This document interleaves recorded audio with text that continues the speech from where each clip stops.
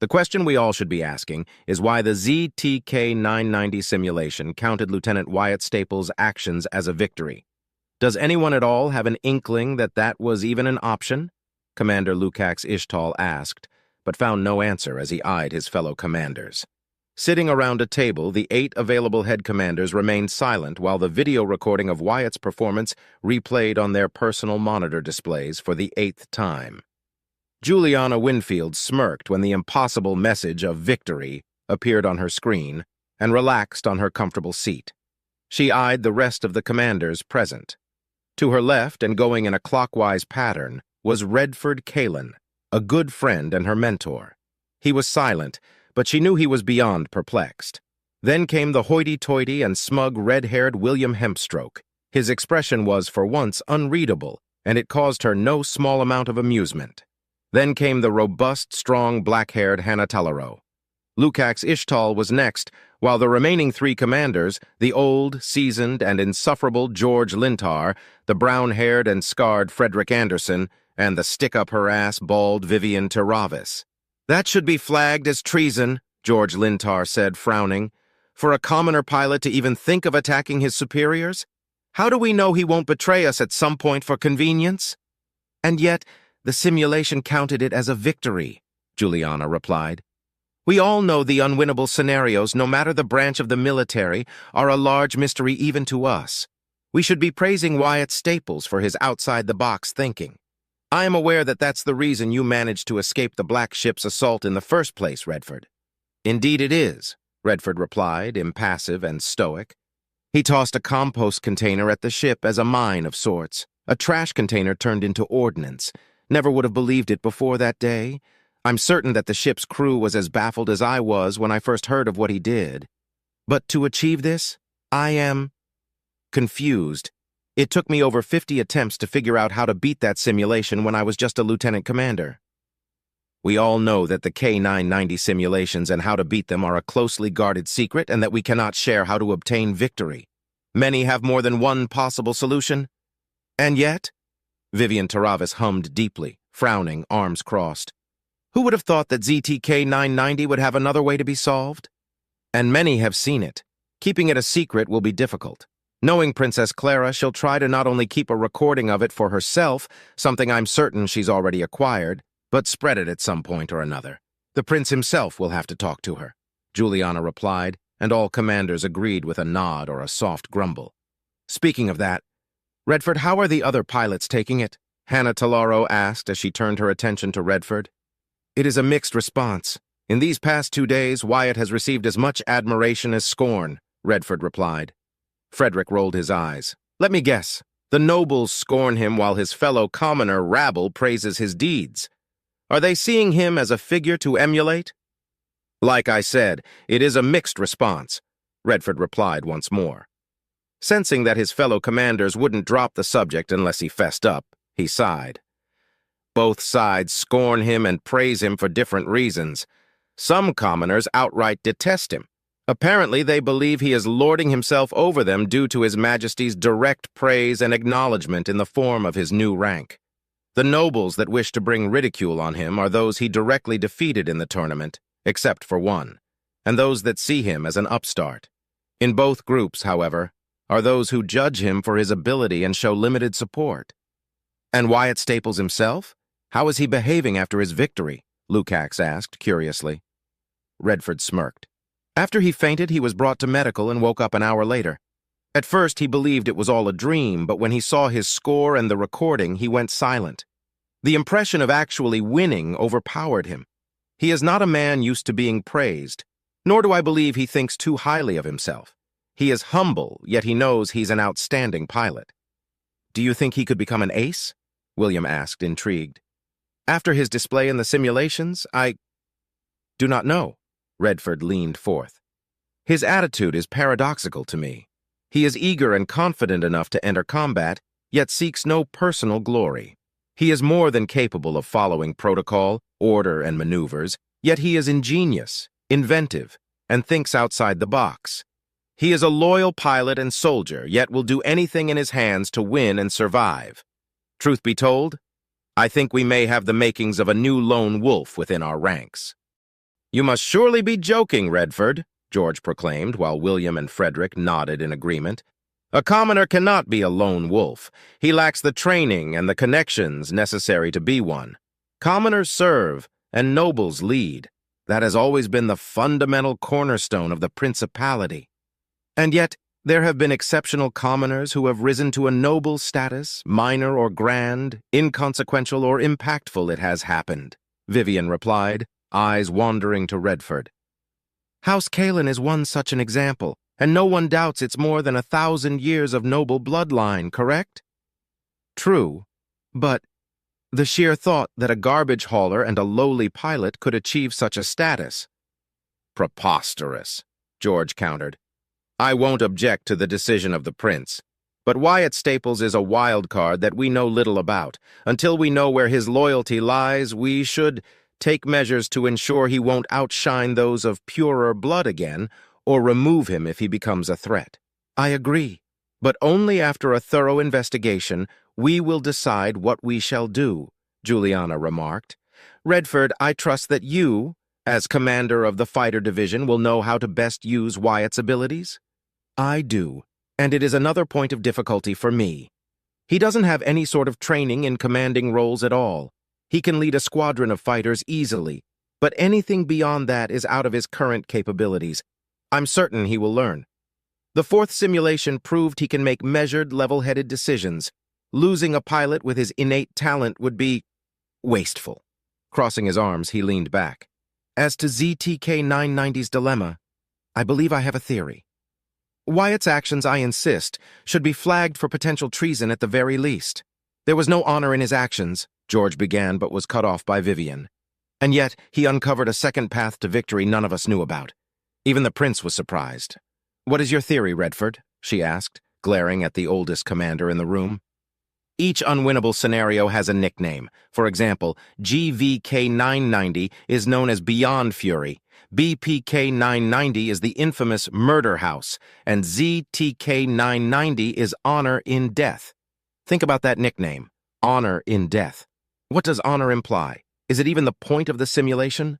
The only command given is to die with honor, but how to achieve it? A mere suicide doesn't cut it. Fighting back is pointless, or so we thought, and proving your loyalty beyond doubt was the only viable solution." "You're dancing around the subject, Redford. What is it that you're trying to say?" Lukacs asked impatiently. Juliana processed what her old mentor had said, and as she stared at the still screen, a realization dawned on her. "Well, I'll be. That was an option all along." All eyes turned to her, Redford's dull gray irises beaming with pride. "The objective is to die with honor, right? You can either accept your death and be granted that honor, or fight against overwhelming odds and still win somehow, keeping your honor intact.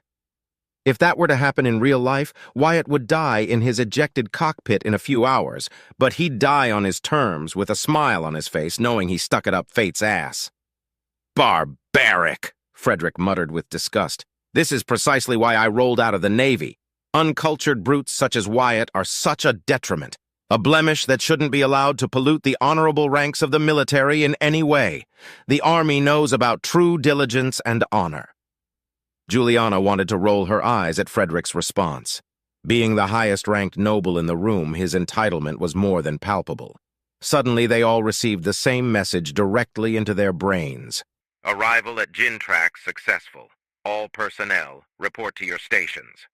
"It seems our reunion will have to be concluded earlier than expected," Redford said as all 8 commanders stood up at the same time. "Juliana, a word if you will?" Juliana gave her mentor a curt nod and waited until the rest left the room. Once their privacy was ensured, she asked with a raised eyebrow, "What is it, Redford?" "I've received reports that state Cynthia has been training with Wyatt. Have you authorized this?" he asked gently. Juliana was momentarily stunned, then chuckled full of mirth. "No, I didn't. I'm sure Clara has something to do with it. What sort of training is my sister giving your new star pilot, Redford?"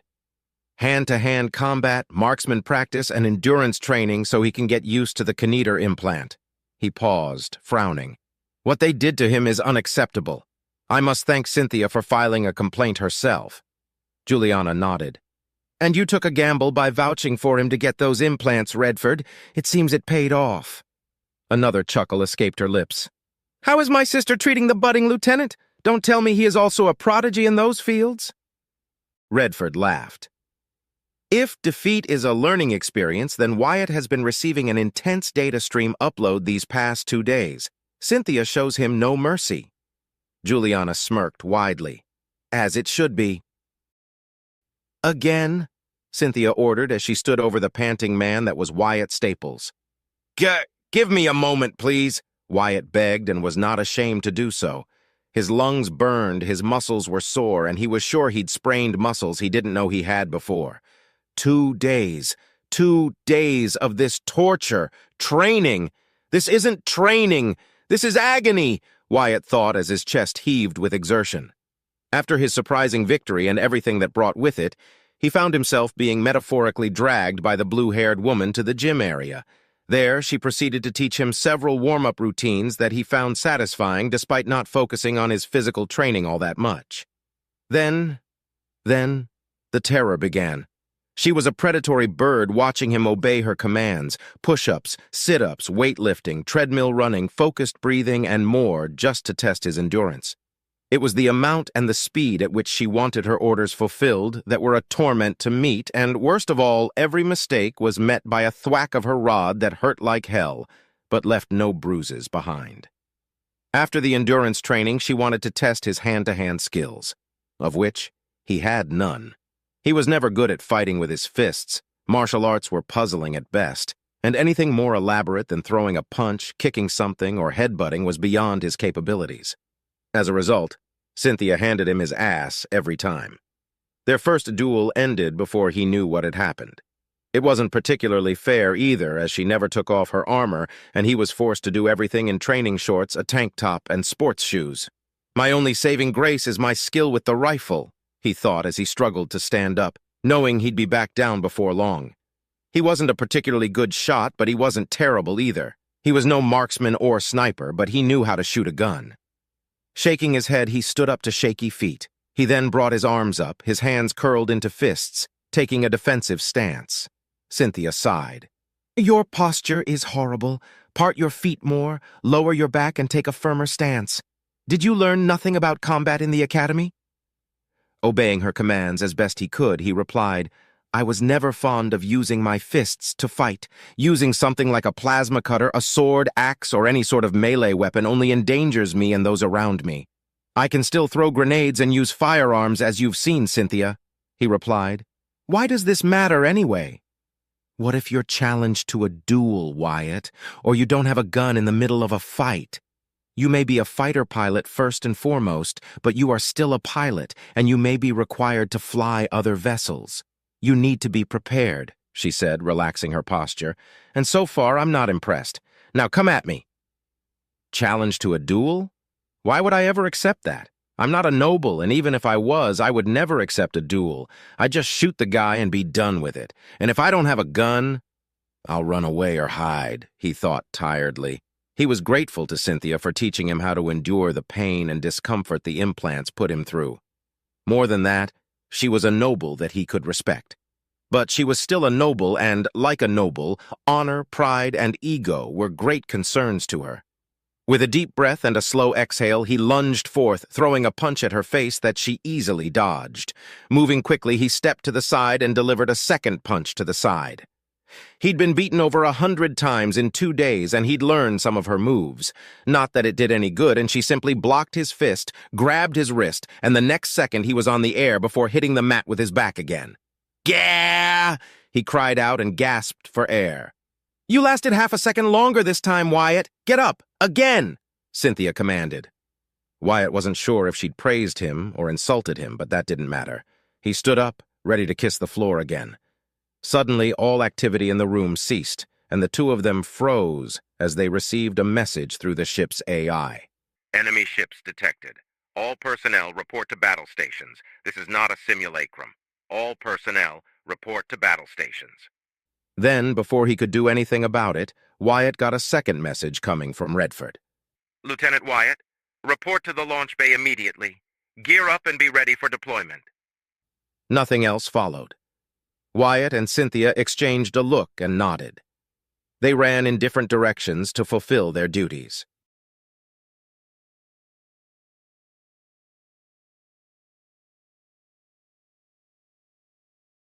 Chapter 8.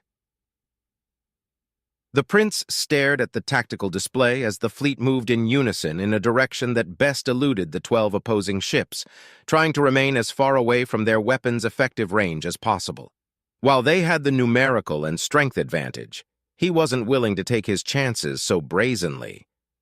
The Principality's usual tactic to engage head-on when possessing an overwhelming advantage had gained it many victories and dozens of humiliating defeats in its history. The information the ship I sent as a scout and what Lieutenant Wyatt told us about Gintrax correlates. Except for this ship, he said, pointing at the largest dot in the map. A battlecruiser. Princess Clara stood next to her brother while Cynthia silently watched over her from a few feet behind her. The princess narrowed her eyes and turned to her brother. They knew we were coming this way? There were no intercepted transmissions originating from Faldo, so they were not warned of our coming. That battlecruiser must have been dispatched here just in case we took this route. The other ships are corvettes and a few gunships, outdated and in dire need of being refitted. Wyatt's information was correct, the prince said, eyes narrowing. They must know they can't win, and yet they are shadowing our movements, Clara pointed out. Are there any other vessels in the system? Dozens upon dozens. All of them are civilian grade. Freighters, haulers, shuttles, and defense gunships, the prince answered, pointing with a finger at the map and the several dozen dots moving to a large station partially masked by a moon. That must be Woodshaft. My liege, Cynthia spoke up. Should we conscript the civilian ships for this fight? The prince shook his head gently. I will not allow this conflict to evolve into a civil war, Cynthia. The fact that the enemy fleet has not issued demands or orders to the civilian ships means they are following similar protocols. He clenched his fists bitterly. Duke Draymore wishes to eliminate or capture me as swiftly as possible to end this succession dispute in his favor. Wise of him. I still don't understand why our uncle is doing this. He never showed any real interest in the throne, nor was he outspoken against our father, his brother. What changed? What of our cousins? Have they sided with our uncle? Or do they see his coup for the madness it is? She closed her eyes for a moment, then snapped them back open with determination.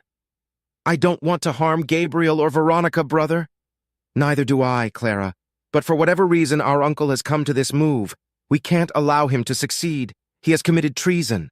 2 years, Clara. He had been preparing for 2 years, possibly much longer than that, and we never suspected a thing until discrepancies in his financial and material reports were uncovered.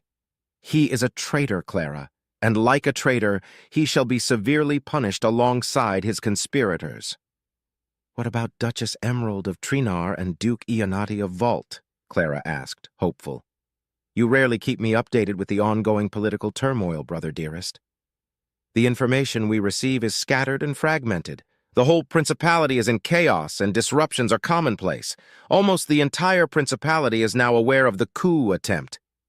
Duke Draymore has lost the element of surprise and will be forced to act more directly. However, I can at least confirm that House Ionati and House Emerald have declared neutrality in this conflict. I expected this from Uncle Oscar, but Aunt Sylvia, I was sure she would side with us. There is turmoil, intrigue, and deals that I am blind to. Our father held many secrets, and he shared precious few with me. As I stand now, I can't do anything. It is frustrating. We shall stand victorious, brother dearest. Uncle Cornelius will be defeated, and we'll get our answers, Clara reassured her brother, the prince, before silence fell between them for several long, cold moments. Only the idle noises of the bridge crew members working at their stations echoed in the room, all orders and reports passing through the ship's network. She could access it, but there was nothing she could do to contribute. She had no military training, her strategic and tactical skills were lackluster, and her abilities in diplomacy were useless, as long as the enemy fleet refused to open any communications with them. I've given orders to deploy fighter squadrons. We shall deal with the battlecruiser while the fighters hunt down their ships to cripple them rather than destroy them, if at all possible, the prince suddenly announced. Admiral Damien, I leave my fleet under your command. Understood, my liege. May I ask, do you wish that vessel captured, crippled, or destroyed? the older man asked with respect. "Has the vessel been identified yet?" the prince asked in turn. "Not yet, my liege. Signatures indicate that it is part of the Third Fleet, but nothing else is—" "Please ignore my previous statement, my prince. I have just received confirmation that the battlecruiser in question is the rightful path of House Caiston. It is most certainly commanded by a main bloodline of the Caiston family, perhaps by Andrew Caiston, the heir of the house. In that case, cripple the vessel and then order a boarding assault," the prince commanded.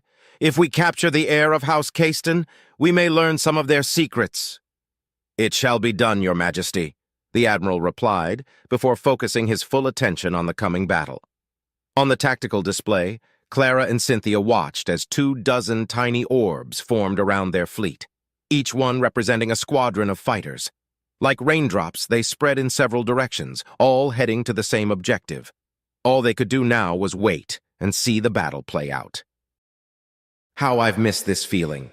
The training chambers are good, but nothing beats flying an actual ship. And I'm flying a Line Raptor fighter. Wham and Weskull won't believe it when I tell them. His cheery mood dropped as the faces of his brothers flashed before his eyes. "That is, if I ever see them again. When was the last time I spoke to them? To Mom and Dad? Hell, when was the last time I sent them a message or got one in return? 2, 3 years? I wonder how they're doing." He pondered for a few moments, then shook his head violently. "No, don't think about them. They're safe and they're just middle-class commoners in an almost worthless dirtball. Focus on the now, Wyatt," he said to himself to rein in his wary thoughts and focus once more on the objective. "It's not just your life on the line now, Wyatt. You're now responsible for 4 more, he muttered, regaining his composure and watching the display monitor with 4 names on it following a coded tagline. The first was Epsilon 2, another Raptor fighter piloted by one Ensign Gregor Undaj. Epsilon 3 followed, piloted by Warrant Officer Leopold Dakar. Epsilon 4 was next, piloted by Sub-Lieutenant Abacus Reed. The 4th life under his charge was Epsilon 5, piloted by Ensign Noltar Olkara. Meanwhile, he was Epsilon 1, the leader of Epsilon's squadron. Commander Redford had thrust him into that position without much fanfare or warning, but for once he had some experience in that regard. Wyatt relaxed on his seat and rolled his shoulders, feeling the dampening suit that further allowed him to withstand high G-forces and movements that would render an inexperienced person unconscious. Or worse, within moments. It was tight but not distracting or obtrusive at all, but that was not the reason he rolled his shoulders. The reason was that he was no longer sore nor tired after enduring Cynthia's torture session barely an hour earlier. A chuckle escaped his throat. "The Dulaxis implant works marvels. No wonder the richest nobles back in the academy always look so damn crisp and full of energy all the time," he muttered to himself before checking his tactical display. He and his 3 partner squadrons were still far away from their objective, a rundown corvette on the outer shell of the enemy formation. He could already see the few fighters the beast of a battlecruiser had at its disposal deploying, but were not moving to intercept any fighter squadron so far. They would wait within the protective umbrella of the ship's PD cannons and turrets before engaging the stragglers. Simple, but effective. He frowned at the display, seeing the fleets slowly moving and the prince's fleet peel a few ships, mainly frigates, 2 destroyers, and a light cruiser to start harassing the battlecruiser. Why are they even fighting? Are they just delaying us, or do they have suicidal orders? What's their game?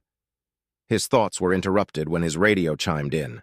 "Epsilon, Nu, and Omicron squadrons, this is Delta 1. Squadron leaders, report in." "Epsilon 1 reporting," he replied almost instantly, hearing the other 2 reply shortly after one another. "This is Nu 1 reporting. Omicron 1 here. Systems nominal. We have our orders. Cripple our objective and move in to assist where needed after that. This will be a cakewalk. Fly with honor and fight for the prince and the principality. Try not to get shot down," Delta 1 said. "For the principality," Wyatt replied enthusiastically, feeling his blood pumping as the prospect of battle grew closer. In truth, he was afraid. Everything had shifted around his life so abruptly. Redford Kalen was the first noble that had ever given him the least modicum of respect. But not only that, he treated him fairly. Cynthia was in that same category, and he was sure that her training sessions, which would continue for as long as events permitted, were a result of his victory in the competition. Then there were the prince himself and his younger sister, Princess Clara Astor, who treated him like a person, not a mere commoner. Maybe that was their way of showing gratitude, but he didn't ponder it. It had been just a little over a standard week since that eventful cross of fate that turned his world upside down. "There's no excuse for failure," he said to himself, muttering one of the military tenets he learned by heart. "Computer, time before we enter the Corvette's PD range?" 41 seconds and counting, the AI replied. Wyatt hummed deeply, thinking about which approach would be the most effective. He wasn't worried about the main weapons of the Corvette. The spinal-mounted railgun, heavy laser turrets, and the plasma cannons were meant to fight and destroy all sorts of enemies. Except for fighters, be they piloted or drones. Fighters lacked true firepower to stand alone against anything bigger than a poorly armored and armed freighter. The armor plating was there mainly to hold the ship itself together and protect from micro-impacts. The shields were enough to withstand a few shots, but were, as an instructor once put it, paper thin. And the weapons, while effective, couldn't do much damage on their own except for the tactical mine. But for each downside, there was an advantage too. The size of a fighter made it next to impossible for any ship bigger than another fighter or a bomber to target it with anything besides missiles and PD weapons. Then there was the speed and maneuverability it possessed, making missiles almost equally useless since a fighter could outrun them, destroy them, or avoid their detonation with ease. It took a particularly green pilot or a heavily damaged fighter to get taken down that way. Finally, stealth. As long as the fighter killed its engine, radars would not detect it. Only scanners would be able to pick up the metal alloys and electrical components that made up the vessel. And that was the beauty of a fighter in Wyatt's humble opinion. Alone they represented no real danger, but in vast numbers they were deadly to anything but the most heavily armored and shielded vessels. This meant that in the Principality, being the backwater that it was, precious few ships could stand up against a swarm of fighter squadrons, or so many believed. He was of a different take regarding the effectiveness of a single fighter. While he agreed that swarm tactics reigned supreme and were deadly, there was nothing more devastating than a single fighter or single squadron of them. Making use of their advantages to the fullest of their potential could and had spelled the doom of heavyweight ships and stations in the past. Many fighters were a problem. A few or just one would be overlooked or ignored, and that was a deadly line of thought to have. 10 seconds for contact, the AI spoke. This is Epsilon 1. Engage standard formation. Lock your targets on the PD turrets, Wyatt ordered as he did the same. Locked! Acknowledged! Locked! Ready to fire! His squadron reported immediately. The second they crossed the effective range of the Corvette's PD range, it began to spew fire in all directions. But 8 PD turrets were scant protection against 20 Raptor fighters. Volley! He ordered, and saw with satisfaction how his display was illuminated by 2 Hawk missiles being fired from each member of his squadron, joining the 30 other missiles of their fellow squadrons. The PD turrets changed targets, and counter-missiles were launched from their tubes in an effort to destroy the incoming barrage. Out of the 40 missiles fired, 17 were destroyed either by counter-detonations or successful hits from the turrets, but 13 hit their marks.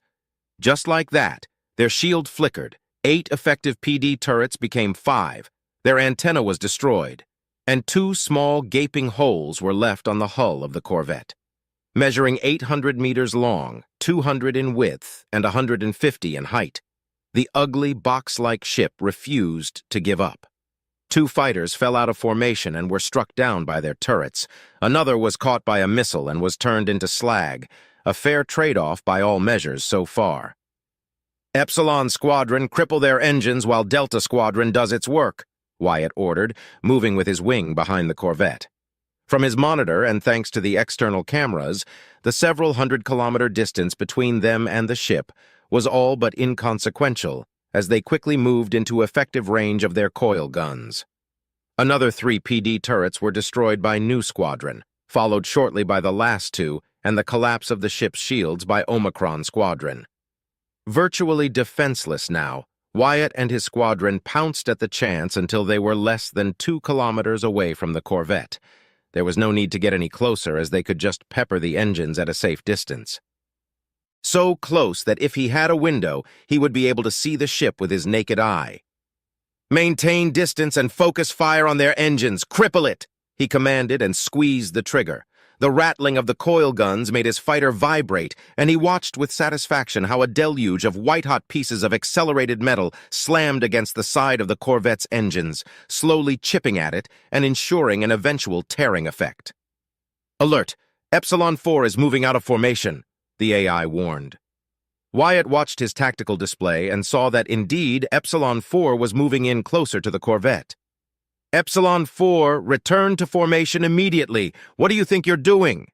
"I can't stand it anymore. Taking orders from you is humiliating. Why would Commander Redford put you in charge of the squadron? I won't let a filthy commoner take the glory for this victory," Abacus Reed replied. Wyatt gritted his teeth. "Return to formation, Epsilon 4. That's a direct order. Epsilon 4, Abacus Reed, return to formation immediately." "Epsilon 4 has deactivated his transmitter," the AI informed him. "What is that stupid idiot thinking? Take all the glory?" "What glory? Commander Redford is the one who will be taking any credit whatsoever from this. I'm hardly calling the shots here. Arrogant, lousy, stupid piece of—" Wyatt's train of thought was cut short when he saw what was Abacus's plan to take all the glory for himself. "Idiot!" he shouted in rage and disbelief. "All fighters retreat! Clear off! Now!" he shouted in a desperate attempt to prevent any major losses. Luckily for him, almost every other fighter listened and quickly turned away at max speed. 3 seconds later, the explosion happened. Abacus Reed, in all his wisdom, had decided to take out the ship's engines in a single strike, by using his tactical mine. The moment Wyatt saw that his mine was activated, he knew what was going to happen. The funny thing about the tactical mines was that they were pretty resistant to heat to prevent any accidental triggers, enough to withstand the heat emanated from the fighter's engines or the thrusters of missiles. They were nasty and effective pieces of work and packed quite a punch after they were armed. So what happened when a mine was armed and thrown at a ship's active, roaring, hot plume-spewing engines from less than 500 meters away? Fireworks. A huge explosion blinded the external cameras for a few seconds, but when it was over, the corvette's engines were offline because half of them were missing. Alongside it, the signal from Epsilon 4 went red and silent. 2 unfortunate fighters from New Squadron were also caught in the blast, unable to veer off in time despite his warning. "Insufferable, glory-seeking, self-righteous blue bloods!" Wyatt half screamed in pure anger, unable to vent his fury any other way. Taking a moment to assess the situation, he managed to suppress his fury in order to fulfill his role as squadron leader. "Epsilon Squadron, damage report," he ordered, opening the channel. "Epsilon 5 reporting. No damage sustained, Lieutenant," came the shaky response from Noltar Olkara. "Epsilon 2 reporting. My computer indicates that my engines suffered minor damage due to shrapnel and will only operate at 80% efficiency," Gregor Undaj reported. "Epsilon 3 reporting. Systems ready and undamaged, Lieutenant," Leopold Dakar said, unable to hide the tremor in his voice. Wyatt sighed. "Understood. Epsilon 2, return to base. You're still able to fight, but I won't risk any unforeseen malfunctions on your vessel." "Understood, Lieutenant." "Disengaging," Gregor Undaj said, and soon Wyatt saw on his display that his fighter was peeling off and heading back to the Exalted Virtue, the Prince's cruiser and flagship of their fleet. "This is Delta 1. Hairwire mines detonation in 3, 2, 1. Wyatt heard him count, and a static haze washed over the cameras for a moment. The corvette was dead in space, and the haywire mines ensured that they wouldn't be able to overload their reactor in an attempt to avoid boarding and capture. "The objective has been successfully crippled. Head to the following coordinates." "Understood. Epsilon Squadron shall move as—" Wyatt was cut off when the sudden chime and alarm of missiles locking onto his ship rang inside his cockpit.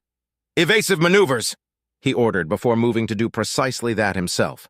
"Computer, who launched those missiles?" "Unknown point of origin," the AI replied. A sudden tremor of dread filled his heart, and he snapped a growl. "Computer, calculate the vector trails of the missiles and draw approximate points of origin," he ordered as he weaved and turned, outrunning the 2 missiles chasing him. Thanks to his tactical display, he noticed that every fighter in his squadron and the other three had also been targeted and were doing their best to avoid the missiles. They moved and danced to an unheard tune, and one by one, the missiles were destroyed. A volley of shots rained past his fighter's side, and the two missiles were safely destroyed. Looking at his screen, he saw that Epsilon 5 had shot the missiles down. "Thank you, Epsilon 5. I owe you one." "No need, Lieutenant. Happy to help. Where did those missiles come from?" Nultar Olkara asked. "My computer is unable to find a point of origin." "Everyone, order your computers to trace the vector trails of the missiles. If I'm right, then there's one of those black ships prowling the battlefield, the same kind that was hunting down the royal yacht," Wyatt replied. "No need for that, Epsilon 1. I have a visual. Linking feed," Nu 1 said, and a moment later a small window on his video feed showed the inky black hull of the black ship that was only visible thanks to the barely noticeable plume of light behind it. "Got visual confirmation too," Omicron 3 chimed in, also sharing his video feed. "A third one is present," Leopold said, adding a third window depicting the prowling predatory ships. Wyatt narrowed his eyes. The ships were identical to the one he faced before, but smaller. Much smaller than the corvette class he first encountered. It was smaller than a frigate, but if it shared more than mere design with its larger counterpart, then it was bound to be powerful and highly technologically advanced. Their firepower would be limited by their size, but could prove deadly if they acted recklessly. As luck would have it, he was familiar with their weaknesses somewhat. "Listen, everyone, those damn ships will be fast and highly maneuverable, but their hull and shields must be weak. We have to focus fire on them and—" Wyatt ordered. "You're not the leader of this wedge, commoner," Omicron 1 countered. "We can discuss that later," Delta 1 interjected. "He's the only one who's faced these ships before. He has veterancy, like it or not. Wyatt, what are your orders?" Undeterred by the interruption, he answered, "Screen those bastards! Pick your targets and stay on them. The closer we are to them, the weaker they'll be. Their strength comes from their stealth capabilities and surprise assaults. I was able to knock one much larger away using a compost container and blow it up on their faces. It caused enough damage for the crew to turn tail and run at the very least. Don't bother using the missiles. They won't lock onto their— Shit! They're firing again. Evasive maneuvers. After that, hunt those bastards down. Don't let them escape for the Principality." "For the Principality." Wyatt then focused his attention on fulfilling his duty. Now, with more forewarning, he was able to dodge the missiles headed his way easier than before and intercept the pair heading for Leopold using one of his missiles in turn. Again, they avoided taking casualties and were now closing in to the black ships that, noticing they had been discovered, moved to try and make a run for it. But it was too late for them. If they were anything like the corvette-class black ship, then these ships would also be capable of keeping up with the royal yacht in terms of speed, and seemed to be armed with plenty of missiles despite their relatively small size. Clocking at 200 meters set them between being a patrol gunship and a frigate, but still maneuverable enough to outpace every damn ship in the Principality and dance around them with ease. The outer hull, whatever material it was made of, was delicate, but it prevented the ship from being locked from afar. All things considered, he couldn't help but admire Duke Draymore for getting his hands on such ships. But where did he get them from? "I've never heard of stealth ships like that before," Wyatt muttered to himself as he closed into the nearest black ship. They were fast, yes, but they were still no match for a fighter set on hunting an enemy down. Once he was close enough to the ship, his computer confirmed that it had no dedicated PD defenses except for 4 coil gun turrets that proved to be ineffective against the small, nimble fighters. He watched as the black ship targeted by Omicron 3 exploded after being peppered by a barrage of coil gun fire. The second black ship didn't fare much better, and mere minutes later it was dead in space, drifting aimlessly with its deck destroyed and venting atmosphere from multiple points. That only left the third and final black ship to deal with. Closing in on the objective, his 2 remaining teammates and he poured sustained fire on the ship's engines. It didn't take long for the plume to die out, followed by an explosion that all but tore the ship in half as the bullets punctured its reactor. "Those can't be the only ones," Delta 1 said through the radio. "Well done, Wyatt. Do you know how to detect them before they engage?" "No. I don't understand how their stealth systems work, but it is highly effective. How did Duke Draymore and his forces get a hold of vessels like that, and for what purpose? Wyatt questioned himself again, unable to come up with a logical answer, and trying to decipher what role, aside from pursuers and performing ambush tactics, those black ships could provide. Figures. An uneducated commoner can't be trusted with any leadership position, Omicron 1 replied. You can't even answer a trivial question decisively. I'd like to see you come up with an answer yourself, Tayo. New One joined the conversation. Isn't it obvious? That damnable traitor has no honor. Who else but a weakling and a backstabber would make use of shameful ships like these? Omicron 1 replied with not a single ounce of doubt in his statement. Wyatt felt like face-palming at the sheer absurdity of what he'd just heard. Victory cares not about honor, you high and mighty blue blood. Go ahead and fight with honor all you want, but you'll get dead before long and join that petulant idiot of a Bacchus sooner or later, he thought angrily, and at that moment lamented the loss of the 2 pilots that died due to Abacus's wounded pride. Be that as it may, the battle is still raging and we must move to our next objective. Delta 1 cut through before a fight could break out. Wait, I'm getting a report from Commander Redford. Oh no. Another 8 black ships were detected and engaged, including a cruiser-class one. The Pride of Axtal, Raging Absolution, and Justice Herald have been destroyed. Another 2 ships, the Front of Honor and the Peerless Glory, have been crippled. That damn cruiser-class ship wreaked havoc on our formation.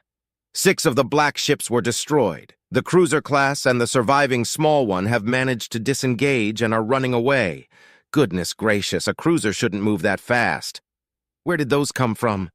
They were waiting for us. How could this happen? Wyatt was paying no attention to the discussion taking place as his mind connected the dots. The Caiston's fleet movements now made sense. They were drawing their fleet into an ideal ambush where those black ships were waiting. Expanding his tactical map, he saw that the original Caiston fleet, aside from the now heavily damaged battlecruiser, was either destroyed or crippled. Another dot vanished from his map. A destroyer had been struck down by the largest black ship as it retreated to safety. Computer, calculate that ship's possible vector route and destination. Calculating, the AI replied, and 3 seconds later it showed 4 possible routes, with the most likely being the one closest to his current location. Everyone, head to the marked location, half thrust and with minimal output. They want to play hide and seek? Then so shall we, sharing possible paths and coordinates, he said, sending the results from his computer with the rest of his comrades. Interesting. What do you have in mind, Epsilon 1? Delta 1 asked. Epsilon, Nu, and Omicron squadrons still have our tactical mines. 8 tactical mines in total. We'll set a trap using the mines to block that vector, and we will lie in wait further out. If that cruiser-class ship heads to that vector, we should be able to cripple it or destroy it. We can't let that thing escape to hound us again if we can help it, Wyatt said, and for once, none argued against him outright. A few seconds of silence later, a voice came through the speakers. And if the mines fail to take it out? Leopold asked. Then we'll use our remaining missiles. We won't be able to lock onto the ship, but we can set them on a predetermined course. Even if the mines fail to take the ship down, they will cause severe damage. The missiles will then either finish the job or ensure that ship won't be a problem in the future. Hopefully, Wyatt said, admitting that his plan was far from perfect, but desperate times called for desperate measures. And if the ship heads to another vector? Omicron 1 countered as the marker for the black ship blinked out. They were now blind to its movements and could only guess. Then our ambush will be for nothing and we return to base. The battle is already over and all we can do now is try and cripple that cruiser, Wyatt said. I've forwarded your plan to Commander Redford. He's giving us the green light to proceed, Delta 1 said. Using missiles as torpedoes? Setting up an ambush against a stealth cruiser using only fighters? You're insane, Wyatt. I'll take that as a compliment, Wyatt replied, portraying a confidence he lacked within himself. As he and the other 12 fighters moved to position, only a single thought crossed his mind. That those black ships were ready and waiting and that the Caiston fleet, lackluster as it was except for that battlecruiser, was more than ready to sacrifice itself was not a delaying action. It was meant to slow them down and inflict serious casualties. A third of their fleet was now gone, and the survivors were being rescued as well as boarding actions were taken to gain as much information as possible from the high-ranking officers. Frowning, he pondered a dark thought. They were waiting for us. This wasn't just a preemptive measure. That battlecruiser and the number of black ships, there's no way Duke Draymore has that many ships at his disposal, so either he's capable of seeing the future, or there's a traitor in the fleet.